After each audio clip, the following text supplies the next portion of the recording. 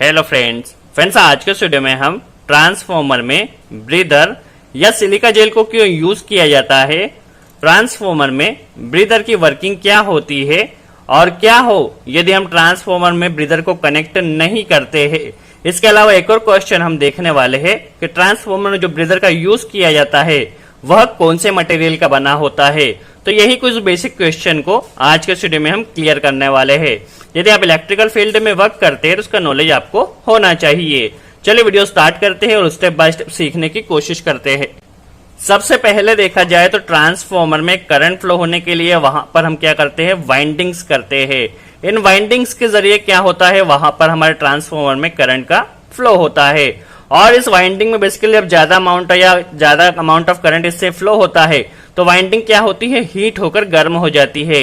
तो in winding को ठंडा करने के लिए हम क्या करते हैं, वाइंडिंग के आसपास ट्रांसफॉर्मर ऑयल को इसके अंदर हम डाल देते हैं। अब जिससे क्या होता है, जब वाइंडिंग हमारी गर्म होती है तो ये वाइंडिंग गर्म होने के कारण जो इसमें हीट होती है वो ऑयल यहाँ पे इसे एब्जॉर्ब कर लेता है। बेसिकली एब्जॉर्ब करने के कारण क्या होता है, ऑयल भी हीट हो जाता है।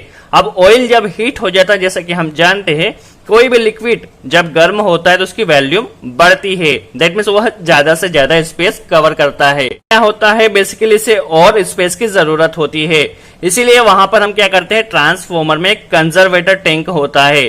तो कंजर्वेटर टैंक में बेसिकली देखा जाए तो यहाँ पे मेन टैंक और कंजर्वेटर टैंक आपस में कनेक्टेड होते हैं जहां से ऑयल का फ्लो आसानी से हो सके।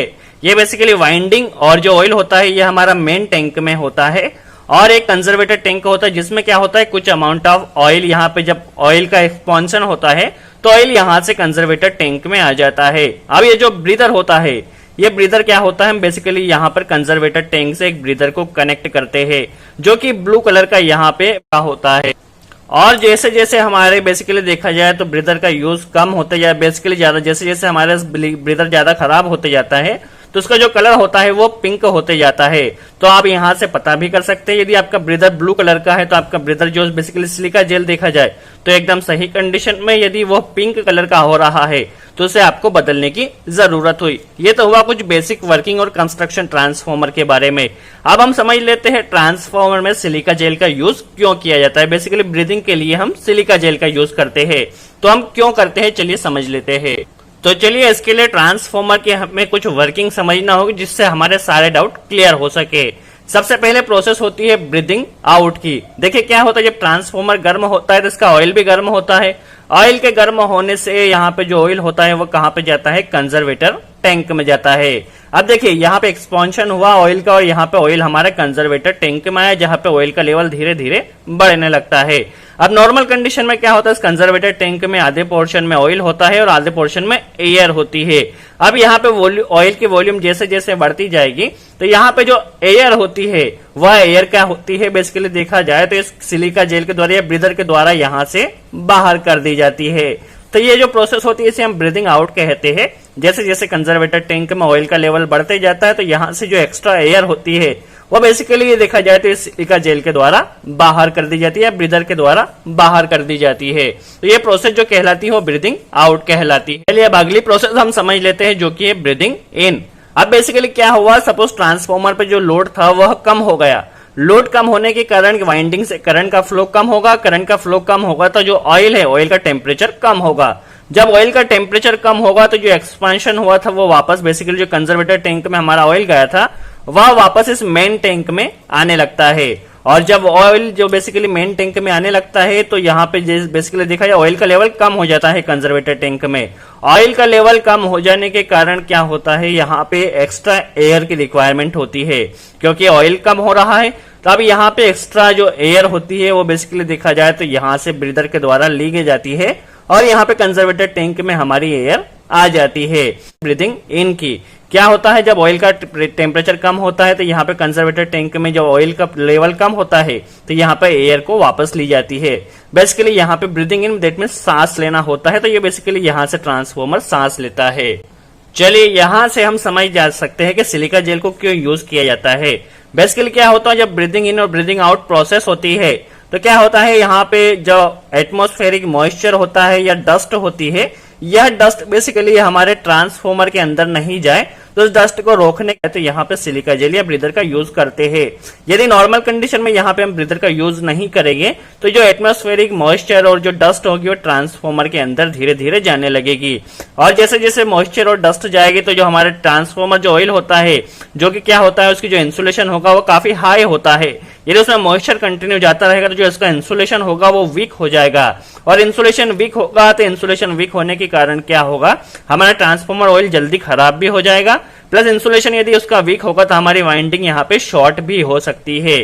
तो बेसिकली सिलिका जेल का या ब्रीदर का मेन फंक्शन होता है वह एटमॉस्फेरिक मॉइस्चर और डस्ट को अंदर नहीं जाने देने का होता है। तो ये इसीलिए हम बेसिकली यहाँ पे हम ब्रीदर को या सिलिका जेल को यूज करते हैं। यदि यहाँ पर हम ब्रीदर या सिलिका जेल को यूज नहीं करेंगे तो यहाँ पे बेसिकली जो डस्ट और मॉइस्चर होगा वो ट्रांसफॉर्मर की वाइंडिंग में जाएगा, वाइंडिंग बेसिकली ऑयल में जाएगा, ऑयल में जाने से इसका जो इंसुलेशन है वो वीक हो जाएगा और हमारा ट्रांसफॉर्मर ऑयल भी खराब होगा और हमारी वाइंडिंग भी शॉर्ट हो सकती है। चलिए, आई होप आपको क्लियर हुआ हो क्यों यूज करते हैं।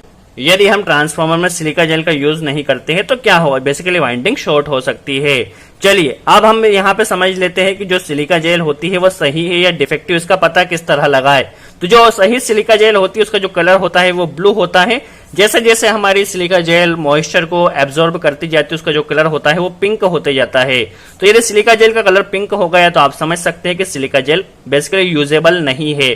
तो उसके लिए बेसिकली आपको सिलिका जेल बदलना होगा। यदि आप थोड़ा टाइम के लिए और यूज करना चाहते हैं तो उसे थोड़ा हीट कर लीजिए, हीट करने से आप उसे रीयूज कर सकते हैं कुछ समय के लिए। चलिए, अब मेन बात आती है कि सिलिका जेल होती है वो किस मटेरियल की बनी हुई होती है। तो जो सिलिका जेल होती है नॉर्मली सिलिका जेल SiO2 होती है, बट जो ट्रांसफॉर्मर में यूज की जाती है वो SiO2 नहीं होती है। वो जो यूज की जाती है वो होती है CaCl2, कोबाल्ट क्लोराइड को हम बेसिकली यहाँ पे सिलिका जेल के इस तौर पर यूज करते हैं। और ये जो कोबाल्ट क्लोराइड बनता है वो बनता है SiO2 प्लस H2O प्लस देखा जाए तो कार्बन डाई क्लोराइड या COCl2 से मिलाकर यहाँ पर हमारा बेसिकली कोबाल्ट क्लोराइड बनाया जाता है, जो कि सिलिका जेल के तौर पर यूज किया जाता है।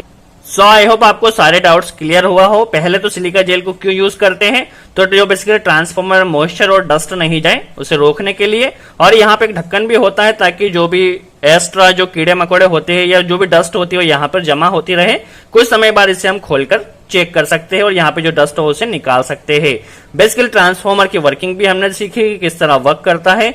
इसके अलावा यदि हम इसे सिलिका जेल को यूज नहीं करेंगे तो हमारी वाइंड जो ऑयल होता है ऑयल का इंसुलेशन वीक हो जाएगा और हमारी वाइंडिंग शॉर्ट भी हो सकती है। और जो मटेरियल होता है वो बेसिकली देखा जाए तो कोबाल्ट क्लोराइड होता है। इसके अलावा भी यदि कोई डाउट हो तो कमेंट्स में जरूर पूछे, हम पूरी कोशिश करें उसका जवाब दे सके। सो आई होप आपको वीडियो अच्छा लगा हो। सो आज के लिए इतना ही।